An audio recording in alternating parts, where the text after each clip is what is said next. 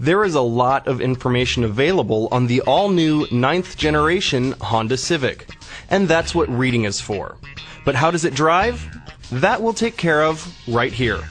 Let's start with the myriad models sporting Honda's revised 1.8-liter 16-valve inline 4-cylinder engine with iVTEC, providing the DX, LX, EX, and HF variants with 140 horsepower and 128 pound-feet of torque.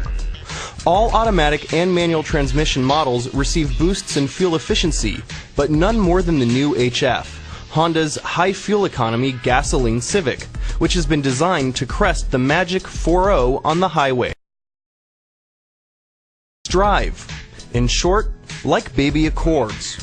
Whereas the Gen 8 Civics delivered a somewhat busy ride, relatively high NVH, and quick-feeling reflexes, the Gen 9 is smoother, quieter, more refined, and more deliberate.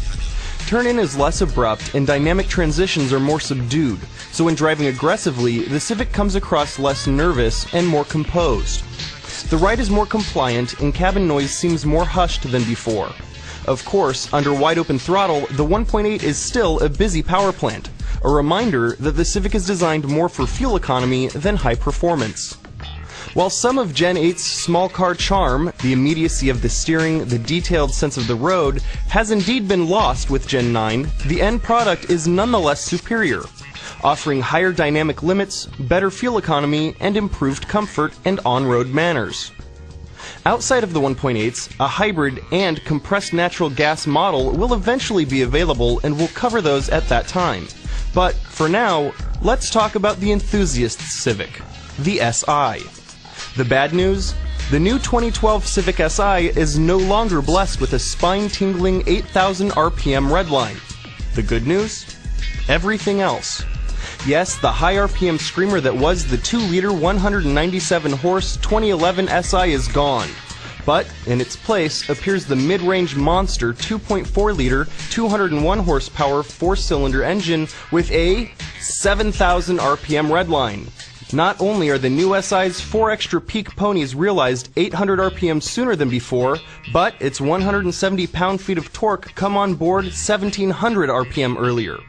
The welcome consequences are usable power and pound-feet, whether zipping through cities, canyons, or carousels.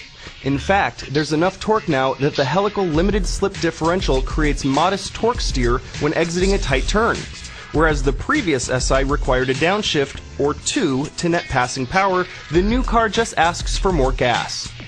Further, the 2.4-liter hasn't lost the SI's signature racy roar. It's simply matured. Now more Robert Plant than Kurt Cobain. The standard 6-speed manual is as slick and sweet as they come. It's so excellent that it even has the power to convert a dual-clutch diehard. Better yet, the brawnier powertrain delivers improved fuel economy over last year's, now rated at 22 miles per gallon city and 31 miles per gallon highway. The SI's revised EPS is also noticeably better than its predecessor's setup, providing superior off-center weighting and a more organic feel. Moreover, the sport-tuned suspension delivers a taut ride with higher limits, yet feels more compliant than last year's SI. If there was a Honda that could carry the Prelude torch, this new SI seems to fit the bill perfectly. If that's not enough for you, there is much more information available if you check out our full feature at motortrend.com. We'd like to see how y'all dig this here.